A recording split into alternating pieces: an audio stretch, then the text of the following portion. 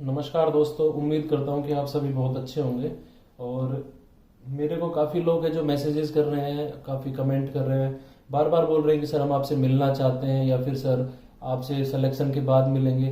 तो ऐसे लोगों से मैं बोलना चाहूँगा कि देखो, मेरा भी आपसे मिलने का बहुत मन है, मैं भी मिलना चाहता हूँ, लेकिन मेरी कुछ मजबूरी है कि मैं आपसे नहीं मिल सकता हूँ। ठीक है, तो उसको मैं शायरी के माध्यम से आपको प्रस्तुत करना चाहता हूँ। कि उसमें शायरी है कि वो मेरी सांसों में समाया भी बहुत लगता है, हर एक शख्स पराया भी बहुत लगता है। वो मेरी सांसों में समाया भी बहुत लगता है, हर एक शख्स पराया भी बहुत लगता है। आप सभी से मिलने की तमन्ना भी बहुत है, मतलब जो कमेंट कर रहे हैं उनसे मिलने की तमन्ना भी बहुत है, लेकिन मुंबई से आपके घर तक का किराया भी बहुत लगता है। ठीक है, तो नमस्कार दोस्तों, एक बार फिर से आज हम बात करेंगे मॉडर्न फिजिक्स के कुछ टॉपिक्स की, जिसमें हम बात करेंगे सबसे पहले कॉम्पटन इफेक्ट। ठीक है, इंपॉर्टेंट टॉपिक है, इस लेक्चर में से सवाल आएंगे। ठीक है, और यदि आप ये पढ़ोगे नहीं तो आपसे सवाल हिलने भी नहीं है, क्योंकि बीएससी लेवल का ये सारी चीजें, इसमें मतलब आपकी 11वीं 12वीं का कुछ नहीं है। तो पहला टॉपिक ये हो गया। दूसरा हम पढ़ेंगे क्या? दूसरा हम पढ़ेंगे रेलिग्स लॉ। ठीक है, तीसरा हम पढ़ेंगे आज रमन इफेक्ट। ये तीनों ही मॉडर्न फिजिक्स के बीएससी लेवल के टॉपिक हैं, इंपॉर्टेंट है, सवाल गारंटेड आना ही आना है। ठीक है, तो आज इनको ढंग से पढ़ लो। थोड़ा पढ़ लोगे तो बहुत आसान है, कुछ है नहीं, सवाल गलत होने के चांसेस ही नहीं है, कैलकुलेशन जिसको करनी आती है वो। थियोरेटिकल सवाल आएंगे वो भी बताता हूं मैं आपको। सो कॉम्पटन इफेक्ट या फिर कॉम्पटन जो स्कैटरिंग थी, उसमें क्या होता है?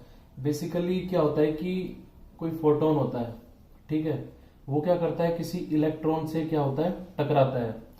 When a photon scattered by a electron, तो इसको ऐसे समझिए, जब कोई फोटोन होता है वो किसी इलेक्ट्रॉन से टकराता है, तो टकराने के बाद में देखो क्या होता है ना, कि ये मान के चलिए कि एक्स एक्सिस है आपका, एक्स एक्सिस। टकराने के बाद क्या होगा आपको पता है, कोई भी दो चीजें जब टकराती हैं तो एक दूसरी तरफ चला जाता है, एक दूसरी तरफ चला जाता है। ठीक है, तो मान के चलिए इलेक्ट्रॉन जो है इस डायरेक्शन में चला जाएगा, इलेक्ट्रॉन, और जो आपका फोटोन होगा ये स्कैटर्ड होके इधर की तरफ चला जाएगा। ये एंगल बना रहा है फाई, ये एंगल आपका है थीटा। ठीक है, ये है आपका, इसको मैं डॉट से दिखा देता हूं ऐसे, यहां पे डॉट से, स्कैटर्ड फोटोन। ठीक है, बहुत सिंपल था कि कोई फोटोन आता है, आने के बाद वो इलेक्ट्रॉन के साथ कोलाइड करके वो इलेक्ट्रॉन एक तरफ चला जाता है, स्कैटर्ड जो हमारा फोटोन एक तरफ चला जाता है। ये अब तक तो डायग्राम चलो समझ में आ गया। अब इन्होंने क्या पाया कॉम्पटन साहब ने इसके अंदर, इन्होंने देखा कि जब ये इलेक्ट्रॉन के साथ टकराता है तो इसकी जो एनर्जी थी वो थोड़ी बढ़ जाती है, इसको बोलते हैं टकराने के बाद रिकॉइल इलेक्ट्रॉन। ठीक है, इसको रिकॉइल इलेक्ट्रॉन बोलते हैं। ये होता है स्कैटर्ड फोटोन, शुरू में ये रहता है ओनली फोटोन। ठीक है, तो इसकी जो एनर्जी थी वो थोड़ी सी क्या हो जाती है, पहले से बढ़ जाती है। ठीक है, तो एनर्जी कंजर्वेशन से हम क्या देखेंगे कि इसकी एनर्जी, मतलब पहले मान लो ई थी, अभी इसकी एनर्जी कितनी हो जाती है, ई डैश हो जाती है। ठीक है, तो इसकी एनर्जी, सॉरी इसकी कुछ अलग होगी, इसकी मान लो तो ई ऑफ इलेक्ट्रॉन लिख देता हूं। ठीक है, तो ये एनर्जी पहले ई थी, इसकी एनर्जी जो भी थी यहाँ पे मान लो ई थी, अभी क्या है ई डैश है, जो कि बढ़ गई है पहले से।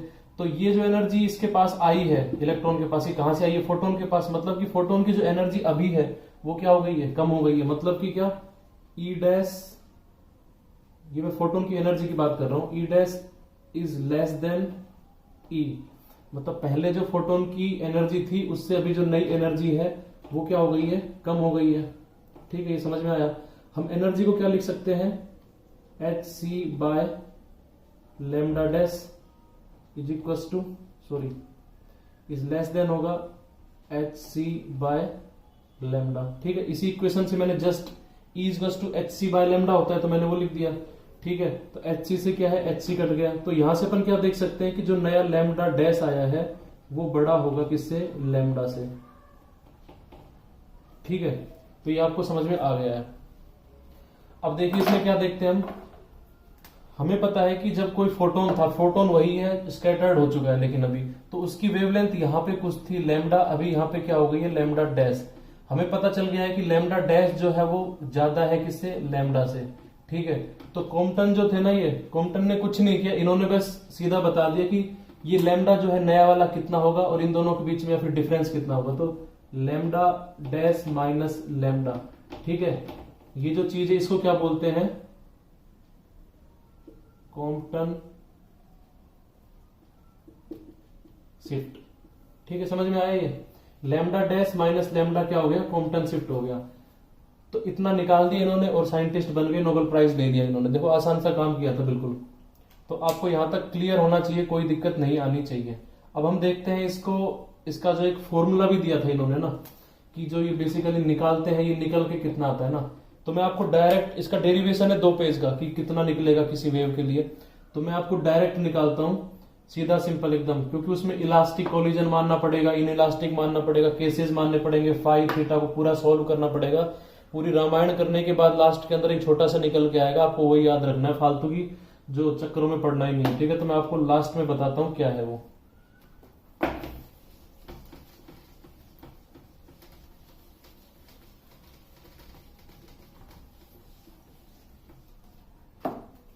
ठीक है, तो आपकी जो कॉम्पटन शिफ्ट होती है वो क्या बताई मैंने, लैम्डा डैश माइनस लैम्डा होती है। ठीक है, और ये किसके बराबर होता है, इसको बोलते हैं हम delta lambda, change in lambda. So delta lambda is equal to lambda dash minus lambda. अब डेल्टा लैम्डा से लोग तुरंत डर जाते हैं, सोचते हैं कि इंटीग्रेशन डिफरेंशिएशन कुछ आने वाला है, कुछ लोगों को बहुत डर लगता है उससे। तो आप बहुत ही लकी हो कि इसमें डेल्टा लैम्डा की वजह से कुछ फालतू चीजें आएंगी नहीं, सीधा सिंपल फॉर्मूला याद रखना, आपके सारे सवाल हो जाएंगे।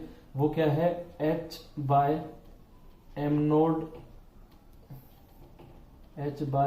Node into C into 1 minus cos theta. ठीक है, फाई का चक्कर ही खत्म हो गया इसमें, इतना सिंपल सा फॉर्मूला है, h by M naught C into 1 minus cos theta. ये क्या होती है, कॉम्पटन शिफ्ट होती है। इस पे पिछले साल सवाल आए थे, अब पिछली बार थ्योरेटिकल आया था एक पेपर में, एक में न्यूमेरिकल आया था एक शिफ्ट के अंदर। तो अब की बार इस पे थ्योरेटिकल न्यूमेरिकल देख लो, जैसा भी आपको लगता है आने के चांसेस है। इस लेक्चर में से तो कंफर्म ही सवाल आएगा जो आज पढ़ाऊंगा। ठीक है, तो ये आपका हो गया है।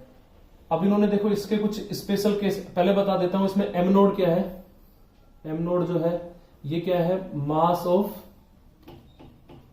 Electron, rest mass. ठीक है, रेस्ट मास ऑफ इलेक्ट्रॉन है, कितना होता है ये 9.1 into 10 to the power minus 31 kg। ठीक है, सी की वैल्यू आपको पता ही है, स्पीड ऑफ लाइट है, कॉस थीटा। अब थीटा देख लेते, थीटा क्या है, थीटा इज टू आपका एंगल है, angle of scattered photon, photon with x axis.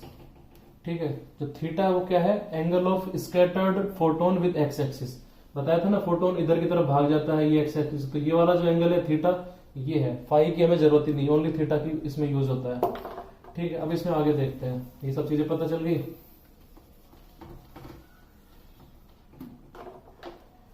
अब इसके अंदर देखो क्या होता है ना, कि इसके मतलब काफी केसेस बनते हैं ना। यदि हम बात करें कि जो हमारा वो है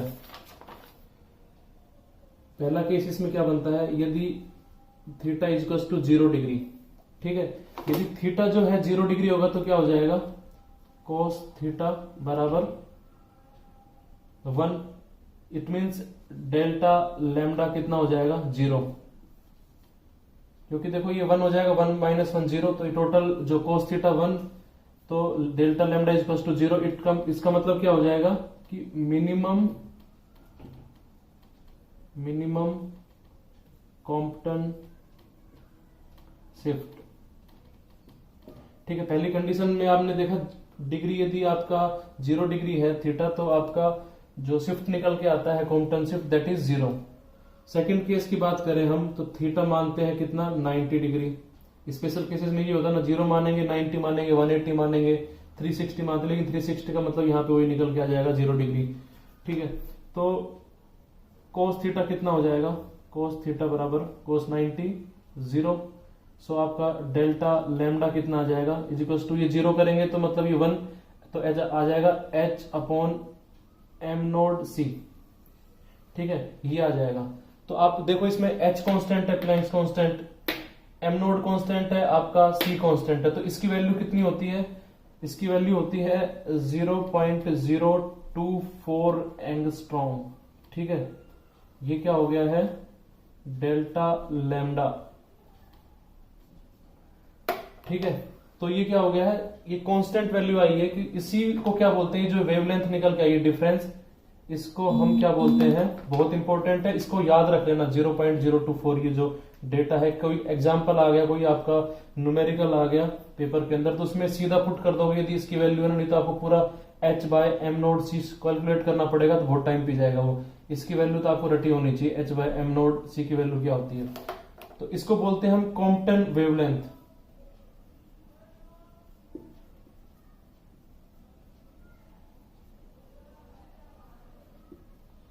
ठीक है, कॉम्पटन वेवलेंथ हो गई है, कितनी हो गई, Compton wavelength equals to 0.024 angstrom. ठीक है, ये कब होती है, जब थीटा कितना होता है हमारा 90 डिग्री होता है, मतलब स्कैटरिंग 90 डिग्री पे हो जाती है तब। अब इसके बाद हम बात करते हैं इसके तीसरे केस की, इधर कर देता हूं तीसरा case, theta equals to 180 degree, cos theta बराबर -1। तो इस केस में डी डेल्टा कितना आ जाएगा, D lambda equals to 2h by M naught C आ जाएगा ना, 2 कहां से आएगा, 1, ये -1 है तो minus minus plus, so 2h by M naught सी आपका ये आ जाएगा। तो ये क्या हो जाएगी, ये हो जाएगी आपकी मैक्सिमम कॉम्पटन शिफ्ट। ठीक है, ये आपकी क्या होगी, मैक्सिमम कॉम्पटन शिफ्ट। तो आपसे देखो पेपर में पूछा जा सकता है मैक्सिमम कॉम्पटन शिफ्ट बताइए, है ना, मतलब कि डेटा कुछ भी फर्जी दे देंगे आपको, है ना, और आपसे पूछ लेंगे कि मैक्सिमम कॉम्पटन शिफ्ट बताइए। ठीक है, यदि थीटा इतना है तो थीटा आपको दे देंगे ना, तो उस केस में क्या होगा, आपको h पता है, एम नोड पता है, सी पता है, आपको डेटा चाहिए ही नहीं कहीं से भी, सभी चीज स्टैंडर्ड वाली चीजें है ना, आपको पता है। इसको 2 से गुणा करोगे, 0.024 को 2 से गुणा करोगे तो क्या आ जाएगा, आपका मैक्सिमम आ जाएगा। 0.024 जो है 90 डिग्री पे, ये क्या है, आपका कॉम्पटन वेवलेंथ है। ठीक है, और जो 0 डिग्री पे होता है वो क्या होता है, आपका मिनिमम शिफ्ट होती है। ठीक है, तो तीनों चीजें आपको पता चल गई, स्पेशल केसेस थे इसके, इसमें मान के चलो इससे बाहर कोई क्वेश्चन आने वाला है नहीं। बस एक चीज इसके अंदर और आप याद रख लीजिए, जो मैं आपको बता देता हूं, कि कॉम्पटन शिफ्ट जो है ये इंडिपेंडेंट होती है वेवलेंथ ऑफ इंसिडेंट रेडिएशंस। ठीक है, कॉम्पटन शिफ्ट जो है इंडिपेंडेंट ऑफ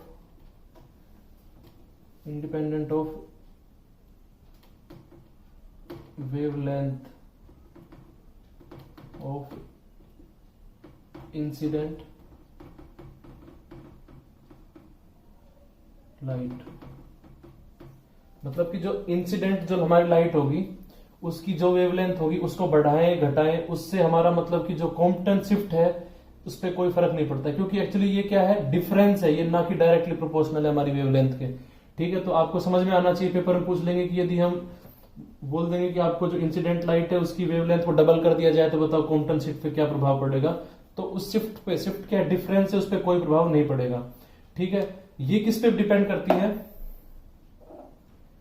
ये डिपेंड करती है, देखो इस फॉर्मूले में देख सकते हो, ये डिपेंड करती है कि जो आपका एंगल है, मतलब कि जो आपका जो स्कैटर्ड हुआ था यहां से फोटोन, यहां से आने के बाद, तो एंगल थीटा है ना, इस थीटा पे डिपेंड करती है। थीटा क्या है, the angle between the scattered photon and the x axis, तो वो जो स्कैटरिंग एंगल है उस पर डिपेंड करती है आपकी क्या, कॉम्पटन शिफ्ट। ठीक है, ये सवाल आ सकता है, इसके बारे में पूछ सकते हैं थ्योरेटिकल।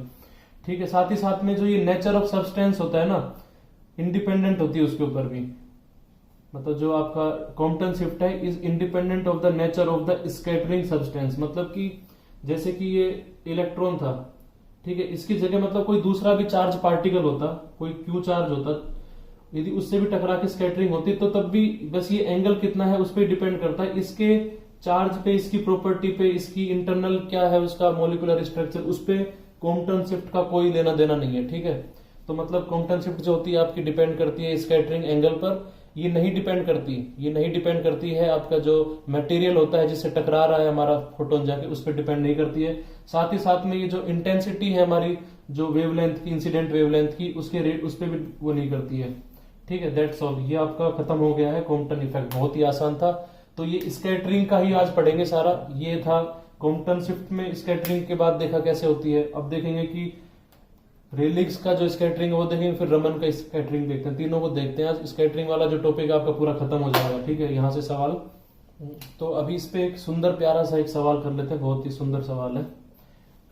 देखो क्या लिखा है इसमें, एक एक्सरे है of wavelength 0.7078 angstrom are scattered by carbon. ठीक है, एक्सरे है वो कार्बन के साथ टकरा के स्कैटर्ड हो रही, कार्बन में कुछ इलेक्ट्रॉन्स होंगे उससे स्कैटर्ड हो रही होगी। द स्कैटरिंग एंगल 90 डिग्री है। ठीक है, with direction of the incident, मतलब एक्स एक्सिस के साथ मान लेते हैं। Find wavelength of the scattered X ray. ठीक है, आपसे ये सवाल पूछा है तो इसका सॉल्यूशन करते हैं हम। इसमें देखो आपको क्या दिया है, लैम्डा इंसिडेंट दिया हुआ है कितना, 0.7078 एंगस्ट्रॉम।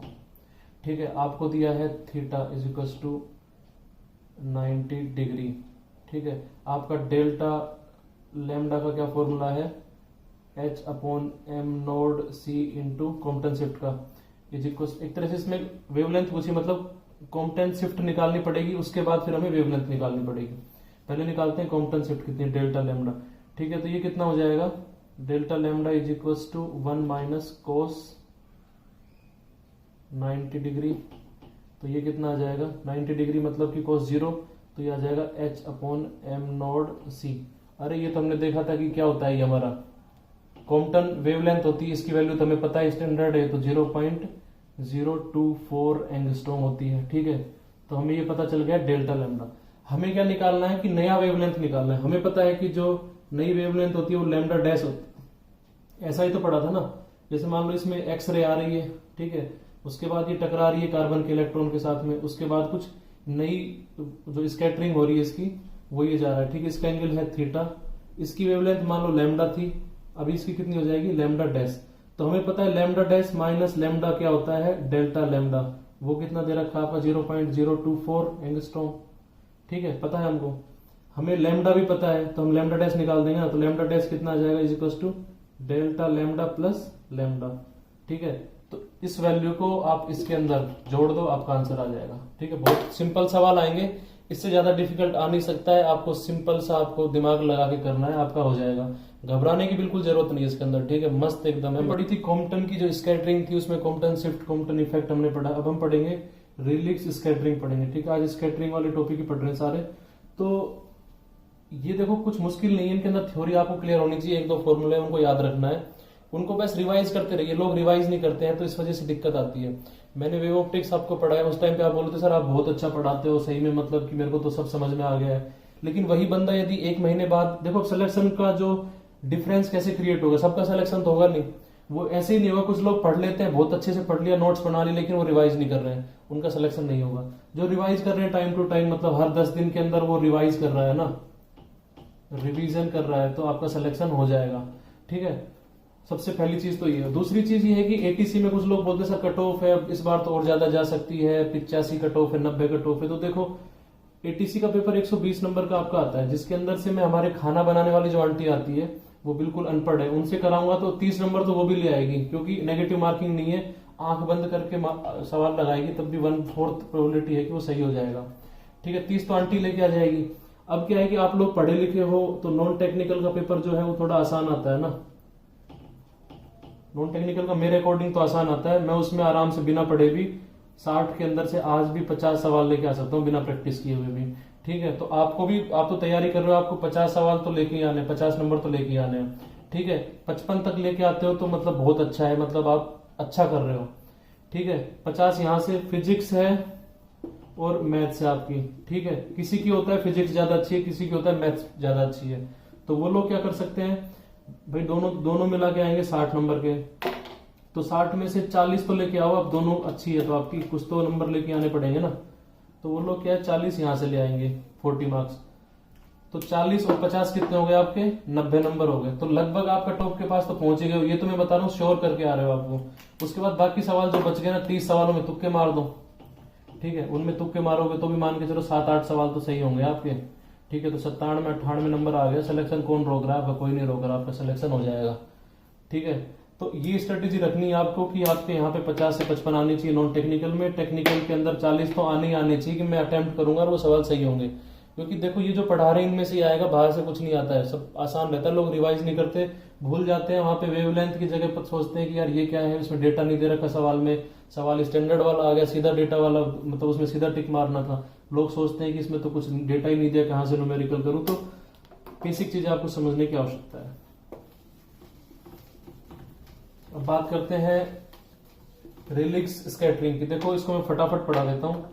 रेलिक्स जो थे उन्होंने क्या किया था, इन्होंने देखो हमारी जो लाइट वेव्स थी उनको स्टडी की, इन्होंने मार्कर खत्म हो गया है, स्टडी की है किसकी?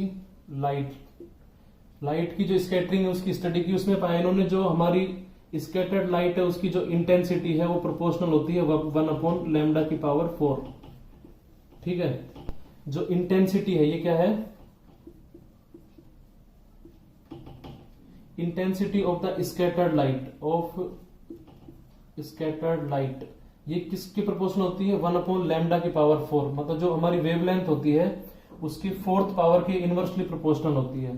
ठीक है, तो इसको हम क्या बोलते हैं? रेलिक्स लॉ भी बोलते हैं इसको, रेलिक्स लॉ भी बोलते हैं। अब देखो रेलिक्स जो थे ना, इन्होंने अपने जो एक्सपेरिमेंट था उनने एक चीज पाई कि जो हमारा फाइनली जो आ रही है हमारी वेव निकल के, मतलब जैसे ये स्कैटरिंग हुई उसके बाद में ये वेव बन गई। ठीक है, जो ये जो वेव आ रही है इसके अंदर जो हमारी इंसिडेंट वेव थी उसी के ही कंपोनेंट मौजूद है। ठीक है, जैसे ये λ1 है तो इसके अंदर भी λ1 का कंपोनेंट होगा। कोई नई वेवलेंथ इसके अंदर इंट्रोड्यूस नहीं होती है, जो स्कैटर्ड वेव होती है ना, तो इन्होंने अपने उसमें ये बताया था। तो इससे हम कह सकते हैं कि जो रेलिक की जो स्कैटरिंग है वो कोहिरेंट टाइप की स्कैटरिंग है, जिसको बोलते हैं कोहिरेंट।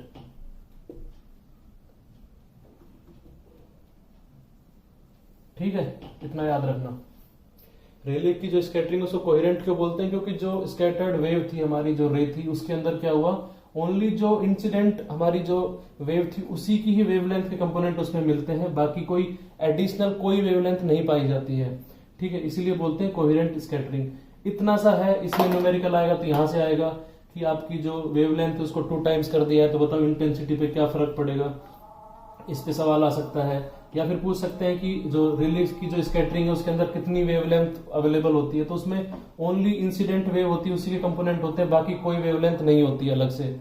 ठीक है, तो यही आपको याद रखना है, इससे ज्यादा रेलिक्स स्कैटरिंग में कोई सवाल नहीं आ सकता है। बीएससी लेवल यही है बस। आगे आगे क्या बात करते हैं हम?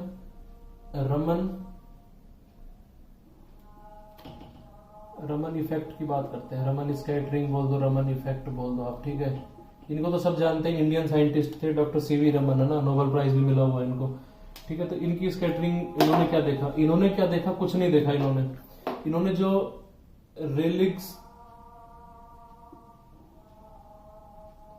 की जो स्कैटरिंग थी,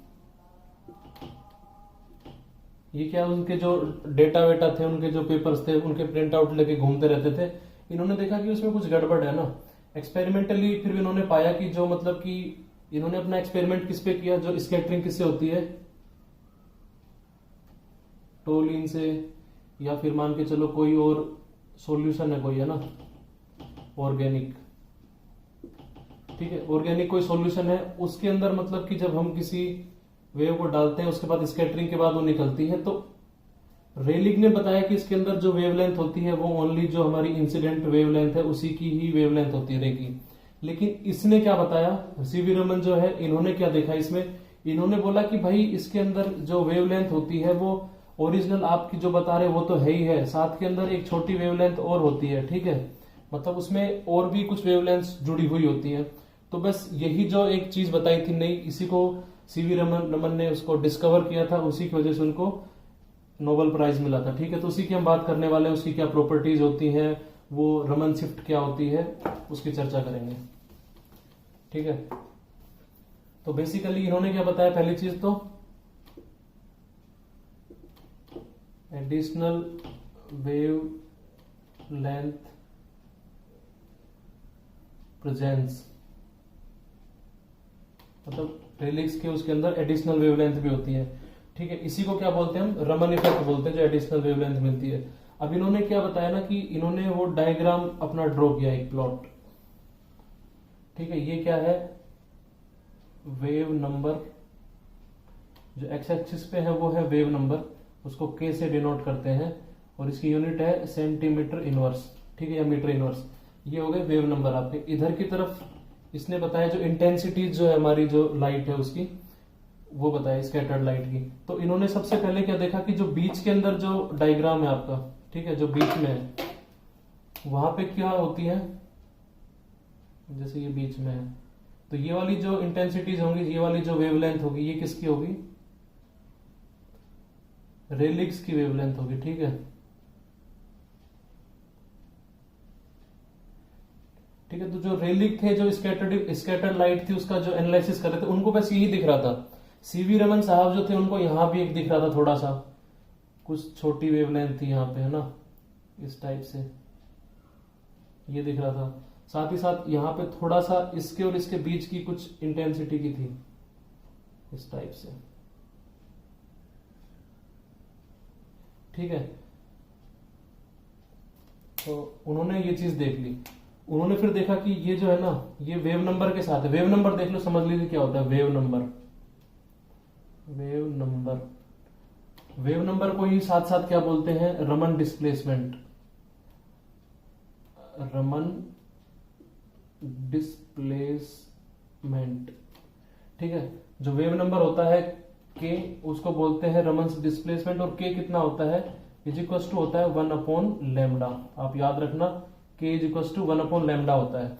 ठीक है, एनर्जी की फॉर्म में लिखूं तो मैं इसको लिख सकता हूं ना, E/hc। ठीक है, क्योंकि आपको पता है E इज इक्वल टू क्या होता है, hc/λ, तो उसी से सोल्व करके ये लिख दिया मैंने, है ना। तो ये चीज आपको पता चल गई है। अब इन्होंने जो वेव नंबर है उसके साथ ग्राफ बनाया, तो उन्होंने देखा कि यहाँ पे मान लेते हैं वेव नंबर कुछ के वैल्यू पे था। ठीक है, इधर की तरफ नेगेटिव वेव नंबर होगा नहीं, क्योंकि वेवलेंथ नेगेटिव नहीं होती है। तो ये भी कुछ पॉजिटिव वैल्यू है, ये भी कुछ पॉजिटिव है, ये पॉजिटिव है, ये कम है, ये थोड़ी ज्यादा है, उससे ज्यादा है। ठीक है, तो यहां से और यहां तक की जो गैप है, और यहां से यहां तक का जो गैप है, इसको बोलते हैं डेल्टा के, और ये भी है डेल्टा के। तो रमन ने पाया कि ये जो है और ये जो है, उन्होंने देखा कि दोनों की जो डिस्टेंस है इन दोनों के बीच की, वो दोनों बराबर है। मतलब कि जो डिफरेंस है वेव नंबर्स का, यहां से यहां और यहां से यहां, दोनों बराबर है। तो इसको बोलते हैं डेल्टा के को, डेल्टा के जो होता है हमारा, उसको बोलते हैं रमन डिस्प्लेसमेंट।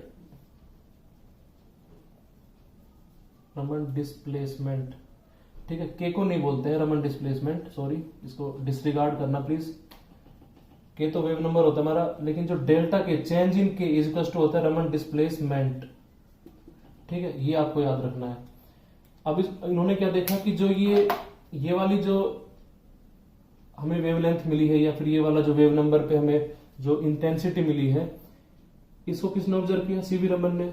रेलिक को तो यही दिख रहा था। ये दो चीजें उन्होंने देखी है। तो इसमें जो ये वाली लाइंस है, इनको उन्होंने नाम दिया स्टोक लाइंस। ठीक है, ये हो गई स्टोक लाइंस। इनको क्या होता है, एंटी स्टोक लाइंस। ठीक है, ये क्या होगी, एंटी स्टोक लाइंस। इनको दोनों को वैसे रमन लाइंस भी बोलते हैं, लेकिन इसका नाम होता है स्टोक लाइंस, ये होती है एंटी स्टोक लाइंस। ठीक है, आपको ये चीज समझ में आ गई। उन्होंने कुछ चीजें ऑब्जर्व करी, उसमें एक ये भी ऑब्जर्व किया कि जो स्टोक लाइंस हैं, ये क्या है कि वेव नंबर इधर की तरफ देखो, ये जो है मान लो, ये मान लेते हैं k of a for anti, मतलब wave number for the anti Stoke lines, और ये हो जाएगा k s for Stoke lines. So k s जो है ये क्या है, कम है के ए से। ग्राफ से देख सकते हो, इधर की तरफ जो के बढ़ता जा रहा है ना, इसमें वेव नंबर का जो ग्राफ है इसमें, तो ये वाला ज्यादा होगा, फिर ये कम होगा, ये कम होगा। ठीक है, तो ये आपको समझ में आ गया है। इसके बाद साथ ही साथ इन्होंने बात की कि जो इंटेंसिटी होती है ना, ये पीक, जो स्टोक्स लाइंस है उनकी इंटेंसिटी ज्यादा होगी किससे, एंटी स्टोक लाइंस से। देख सकते हो, ये वाली छोटी छोटी है, ये वाली बड़ी है। ठीक है, तो इस पे उन्होंने क्या किया, इसका रीजन क्या था, उन्होंने काफी एक्सपेरिमेंट किए और देखा उन्होंने कि मोलिकुलर लेवल के ऊपर जो इलेक्ट्रॉन्स है इधर से उधर जो मतलब उछल कूद मचाते हैं, यहाँ से इस सेल में चले गए, इस सेल में इधर से इधर आ गए, तो ये सब उसके कारण है, उसको आपको जानने की बहुत ज्यादा जरूरत नहीं है। आपको बस इतना याद रखना है कि ये जो है इंटेंसिटी इनकी ज्यादा होती है, इनकी कम होती है। बस पेपर के पॉइंट ऑफ व्यू से इतना ही आपके लिए इंपॉर्टेंट है। थियोरेटिकल सवाल आ सकता है इसमें। रमन डिस्प्लेसमेंट जो है मतलब क्या है, डेल्टा के, ये देखो प्रोपोर्शनल होता है आपके एनर्जी के, ये चीज याद रखना, एनर्जी के प्रोपोर्शनल है। लेकिन जो रमन डिस्प्लेसमेंट है ये इंडिपेंडेंट होता है,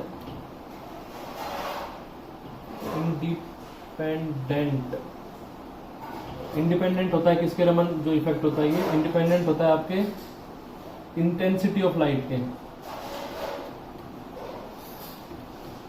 intensity,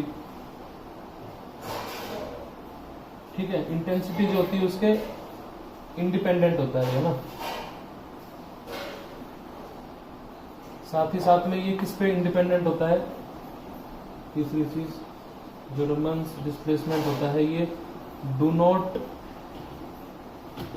depend on incident wavelength, ये फिर इसको बोलते हैं रेलिक्स, क्योंकि बीच वाली जो थी इंसिडेंट वो तो कौन सी थी, रेलिक की वेवलेंथ थी, रेलिक वेवलेंथ, ठीक है। रेलिक जो हमारे है रेलिस वेवलेंथ है उस पर भी डिपेंड नहीं करता है इसका ये, ठीक है। तो ये आपको याद रखना है। अब उसके बाद में इन्होंने दो चीजें और बताई थी ना, वो देख लेते हैं। इससे थ्योरेटिकल सवाल आएगा कि बताओ कैसे, न्यूमेरिकल आएगा तो मैं बता दूंगा किस तरह से आएगा। अब जो रमन शिफ्ट होती है ना, इसको याद रखना। रमन शिफ्ट जो होती है ये एक्चुअली क्या है, मटेरियल की प्रॉपर्टी है, मटेरियल की प्रॉपर्टी है। मतलब कि मटेरियल पे डिपेंड करेगी, आप मटेरियल को चेंज करोगे, आप बेंजीन रिंग की जगह आप किसी दूसरे उसको ऑर्गेनिक कंपाउंड को लेके आओगे तो जो रमन शिफ्ट है आपकी वो चेंज हो सकती है, मतलब हो जाएगी, उस पर डिपेंड करता है ये, ठीक है। लेकिन इंटेंसिटी के ऊपर ये इंडिपेंडेंट होती है, ये आपकी जो वेवलेंथ इंसिडेंट होती है उस पर इंडिपेंडेंट होती है। साथ ही साथ में ये एनर्जी पे, एनर्जी से रिलेटेड होती है, प्रोपोर्शनल होती है एनर्जी के, ठीक है। ये चीज आपको समझ में आ गई। अब दो तरह की देखो रमन शिफ्ट होती है ना, एक होती है रोटेशनल और एक होती है वाइब्रेशनल। पहली आती है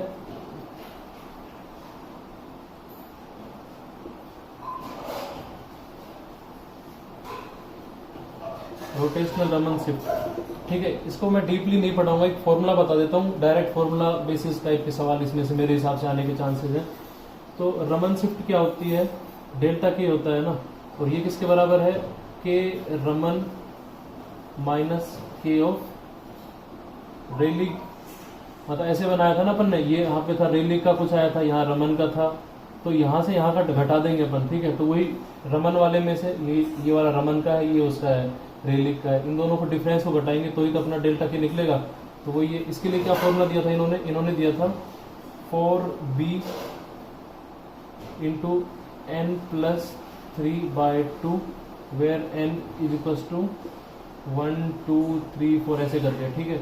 तो इसमें n बराबर 1 2 3 4 डालेंगे तो कितना आ जाएगा, डेल्टा के इज इक्वल्स टू, सॉरी पहला नंबर पे आएगा 6b, फिर 10b, फिर उसके बाद 14b, ऐसे करके आएगा, ठीक है। वेयर b क्या है, रोटेशनल कांस्टेंट है, b है रोटेशनल कांस्टेंट, ठीक है। तो इतना याद रखना है कि रोटेशनल रमन शिफ्ट जो होती है उसके अंदर किस तरह की वो हमारी आती है, 4b 16b 6b, इस तरह से वो पूछ सकते हैं कि बताओ इनमें से कौन सी है। 7b कभी नहीं होगी उसके अंदर, है ना, 9b कभी नहीं होगी, ऑप्शन में दे सकते हैं आपको इस तरह से पूछने के लिए। तो आपको वो याद रखना है बस, ठीक है, इतना याद रख लोगे। उसके बाद दूसरी चीज आपकी पूछ सकते हैं वाइब्रेशनल का, वाइब्रेशनल शिफ्ट रमन की पढ़ रहे थे, ठीक है। तो वाइब्रेशनल में क्या होता है कि delta k Raman shift is equals to k Raman minus k of Rayleigh, ठीक है। तो ये क्या निकल के आती है, ये निकल के आती है कोई ओमेगा होता है, ठीक है। ये कांस्टेंट रहती है, मतलब जो वाइब्रेशनल जो होती है हमारी वो कांस्टेंट होती है वाइब्रेशनल शिफ्ट। ये कितनी होती है, ओमेगा के बराबर। ओमेगा क्या होता है, वाइब्रेशनल कांस्टेंट होता है कोई ये, ठीक है, इसकी वैल्यू जानने की कोई आवश्यकता नहीं, बस इतना याद रखना ओमेगा के बराबर होती है और वो कांस्टेंट होती है, वो वेरी नहीं करती है। ठीक है, तो अपन ने ये दोनों चीजें पढ़ ली। अब इसका उपयोग कहाँ होता है? देखो रमन ने जो चीजें बताई थी उसका, रमन ने जो चीजें बताई थी ना, वो मॉलिक्यूल से कोई टकरा रहा है, उसके बाद ही एडिशनल वेवलेंथ निकल रही है, तो एडिशनल वेवलेंथ को पढ़ के हम मॉलिक्यूल के बारे में जान सकते हैं। ठीक है, तो मतलब कि रमन का इफेक्ट जो है वो किस में यूज होता है? मॉलिक्यूलर स्टडी, तो किसी मॉलिक्यूल की स्ट्रक्चर कैसी है, बॉन्डिंग कैसी है, उसके बारे में जानना। इससे हम क्या निकाल सकते हैं? बॉन्ड लेंथ निकाल सकते हैं। ठीक है, इतना ही जानने की आवश्यकता है। इस पे एक न्यूमेरिकल आ सकता है आपका, वो मैं आपको बता देता हूँ। वैसे भी मेरा मार्कर तो आज थोड़ा सा कम काम कर रहा है, मार्कर नया लेके आना पड़ेगा। तो देखो क्या है, in Raman's experiment incident lambda is equal to 5000 angstrom, Stoke lines are observed at 5200 angstrom, find lambda of anti Stokes lines. मतलब कि आपको दो तरह की लाइन थी, एक इधर की तरफ एंटी स्टोक थी, इधर की तरफ स्टोक लाइंस थी। ठीक है, दोनों का आपको इसका दे रखा है, आपको स्टोक लाइन का इसका निकालना है, इसका पता है आपको ना इंसिडेंट लाइट का। ठीक है, तो आपको क्या पता है एक्चुअली?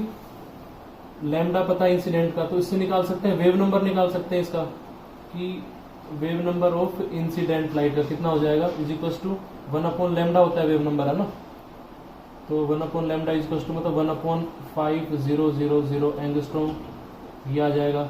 ठीक है, इसी तरह से के ऑफ मतलब वेव नंबर ऑफ किसका निकाल सकते हैं हम? स्टोक्स लाइंस का, वो कितना हो जाएगा? 1/5200 एंगस्ट्रॉम। ठीक है, ये निकाल दिया। इसी तरह से हमें पता है कि जो रिलेशन है ना हमारा, डेल्टा के इज इक्वल टू क्या होता है? के आई माइनस के एस, ये होता है। ठीक है, तो और ये जो डेल्टा के होता है ये दोनों के लिए बराबर होता है, इधर जो है ये भी बराबर है, इधर भी बराबर है। ठीक है, ये भी डेल्टा के है और ये भी डेल्टा के है। तो डेल्टा के मैं निकाल दूं, मतलब इसमें से ये माइनस कर दूंगा तो डेल्टा के निकल जाएगा।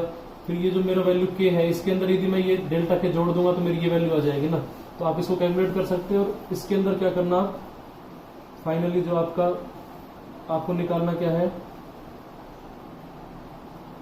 के ऑफ एन टी, वो कितना आ जाएगा आपका?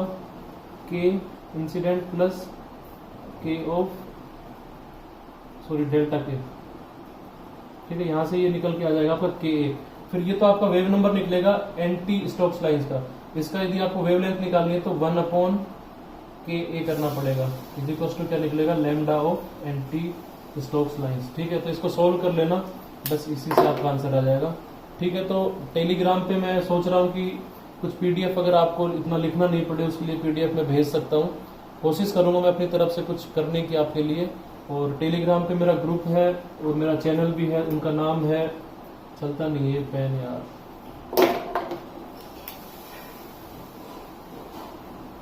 मंजीत_80C। यदि नहीं ज्वाइन किया है तो कर लेना। इस पर नया बनाया है मैंने, आपकी जो पब्लिक डिमांड थी उसके ऊपर बनाया है, और उस पर कुछ नई नई चीजें डालने की सोच रहा हूँ, तो आप इसको ज्वाइन कर सकते हैं। बहुत बहुत धन्यवाद, नमस्कार, आपका दिन शुभ रहे।